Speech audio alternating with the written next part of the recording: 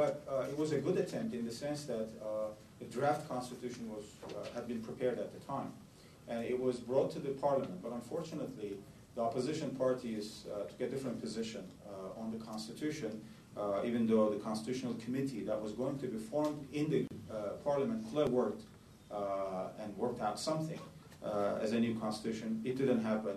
Now Turkey has a new chance to write a new constitution.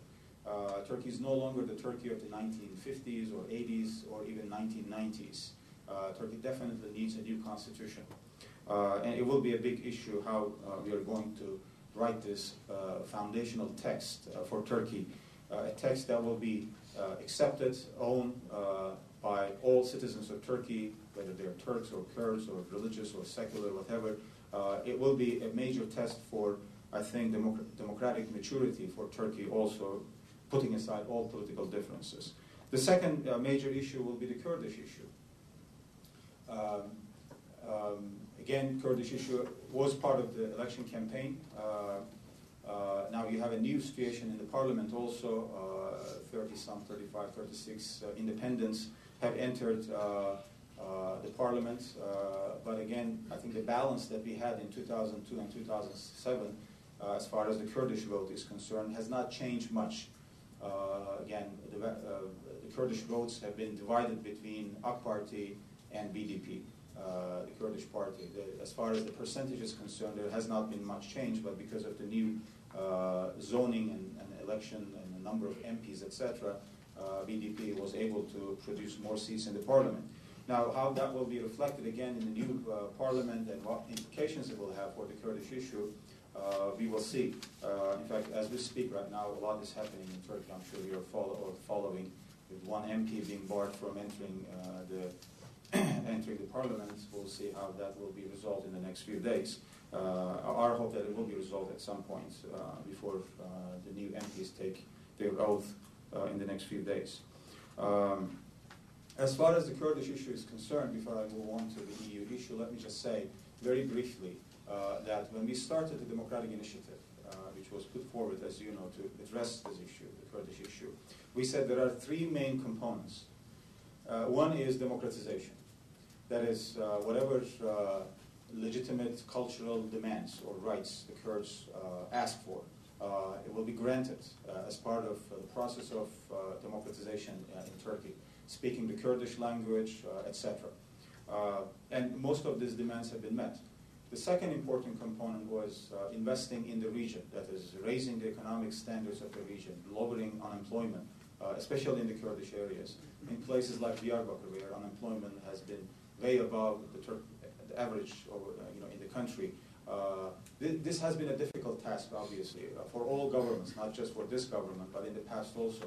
If you remember, during the time of Turgut Özal in the 1990s, it was very difficult to get investors into the region because of the political tensions, because of security issues, and unfortunately this has not changed.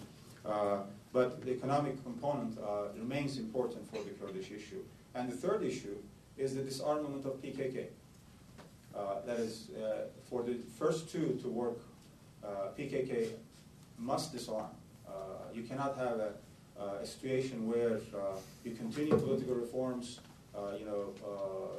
invest more economically in the region, but you still continue to have an organization that refuses to disarm and continues terrorist activities. You cannot have that, in any system of democracy all at the same time. This has to take place in one way or another. The third important issue will be the EU reforms. Despite rumors, despite a lot of talk that Turkey is giving up on its EU membership, we are not giving up on our EU membership. In fact, we just instituted a new ministry, a full functioning ministry for EU affairs. And the idea is really to speed up the process of negotiations with the EU at various levels. I've discussed this before in different platforms. There is the political level at which the EU negotiations continue, and there the Cyprus issue remains a stumbling block. Then there is the technical level at which, again, the EU negotiations continue. That is, what we need to do to implement the acquis communautaire of the EU, that is all the EU regulations that will have to be implemented in Turkey. And there is steady work going on there. The bureaucrats, technocrats, etc., they continue this work. There has not been any gap there. This is going on. And the third level is the psychological level. That is the perceptions, the general EU public and their attitude towards Turkey's EU membership. There are lots of Turco-skeptics in Europe who suspect Turkey's EU membership as something that will damage EU's integrity or EU standing. They have their own reasons, obviously, for that. But there is also a lot of confusion on the European part. Europe seems to be confused, insecure about its own position in the 21st century. And the Turkey debate really comes as a supplement to that larger debate, that is Euroscepticism as an issue in Europe itself before we talk about Turkey's EU membership. Because the EU now is beset by all kinds of problems, mostly economic problems. The situation in Greece, in Portugal, in Spain, in Ireland, and other places. You don't see really a strong leadership in the European Union to move the process of Turkey's EU membership with all the economic issues and other issues going on there. But we will continue the EU accession process as far as our job is concerned on our side. Now, on the foreign policy front, let me talk about a couple of issues that I know will be of interest to you also that have been on the agenda. First of all, one of the, I think, important outcomes of the June 12th election was that no foreign policy is possible without some sort of democratic legitimacy. If you look at the polls during the election, about 65 to 70% of the Turkish voters have approved Turkey's foreign policy engagements. This is way above the government's approval rate, that is, the votes that they got, about 49.8% or so. This means that, in fact, this new active foreign policy, this multidimensional foreign policy, zero problems with neighbors, as our foreign minister Davutoğlu has called it, has been largely accepted by the Turkish people, the Turkish public.